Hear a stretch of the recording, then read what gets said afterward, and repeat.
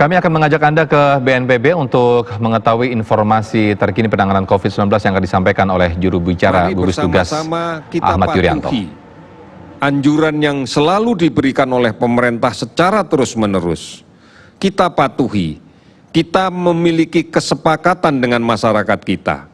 Sebagai contoh, apabila memang memiliki kepentingan untuk ke pasar, maka secara bersama-sama kita membuat semacam perjanjian agar tidak numpuk di pasar, bergantian datang ke pasar, agar bisa menjaga jarak, agar tetap bisa menjalankan norma hidup yang lebih baik di masa COVID ini.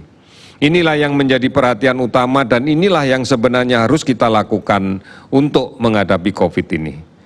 Saudara-saudara, pada hari ini kita telah melakukan beberapa pemeriksaan dan hasilnya memang masih menunjukkan peningkatan yang cukup signifikan.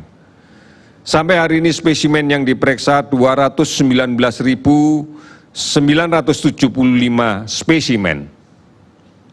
Dari 219.975 spesimen tersebut kita lakukan pemeriksaan dengan real-time PCR dan dengan tes cepat molekuler. Hasil yang kita dapatkan adalah bahwa kasus konfirmasi COVID-19 saat ini, hari ini, meningkat 973 orang. Peningkatan ini luar biasa dan peningkatan inilah yang tertinggi. Peningkatan yang tertinggi ini terjadi di Jawa Timur khususnya. Sehingga totalnya menjadi 20.162 orang. Kasus sembuh meningkat 263 orang sehingga totalnya menjadi 4.838 orang. Kasus meninggal 36 orang sehingga total menjadi 1.278 orang. Sudah 392 kabupaten kota yang terdampak. Kasus ODP yang masih kita pantau dalam pemantauan sebanyak 50.187 orang. Sementara kasus PDP yang masih kita awasi sebanyak 11.066 orang. Saudara-saudara, peningkatan hari ini adalah peningkatan yang tertinggi. Oleh karena itu, mari kita kembali kepada hal yang mendasar. Bahwa kasus baru ini muncul akibat adanya kelompok rentan, adanya orang yang rentan yang tertular orang lain yang membawa virus ini, yang membawa penyakit ini. Sementara kita lihat siapa yang membawa penyakit yang berada di tengah-tengah kita, susah untuk bisa kita dapatkan. Oleh karena itu, maka mencuci tangan dengan menggunakan sabun dan air yang mengalir, ini harus dilakukan sesering mungkin setelah kita menyentuh barang-barang, terutama apabila berada di ruang publik.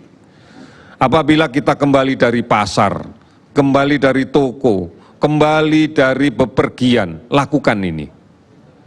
Cuci tangan, gunakan sabun. Kemudian, pakai masker apabila keluar rumah. Kita tidak pernah tahu siapa yang sakit di luar rumah. Hindari berkumpul, jaga jarak, setidaknya 1 meter. Dalam situasi sekarang, di mana kebutuhan-kebutuhan untuk hari Lebaran sangat dekat, maka hati-hati dan cegah. Kita bisa mengatur untuk secara bergiliran, bergantian menuju ke toko, menuju ke warung, dengan tetap memperhatikan jarak 1 meter. Ini adalah upaya bersama yang harus kita laksanakan bersama-sama. Dan inilah peran siapapun untuk saling mengingatkan. Oleh karena itu, bepergian bukan sebuah pilihan. Karena akan makin meningkatkan risiko untuk tertular penyakit ini. Tidak mudik, sekali lagi tidak mudik.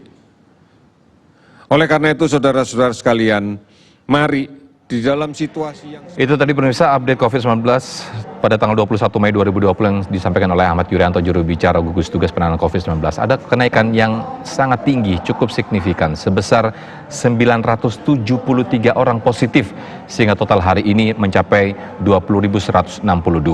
Dan juga ada penambahan kasus sembuh sebanyak 263 orang, sehingga total hingga hari ini kasus sembuh mencapai 4.838. Dan ada juga penambahan kasus meninggal dunia.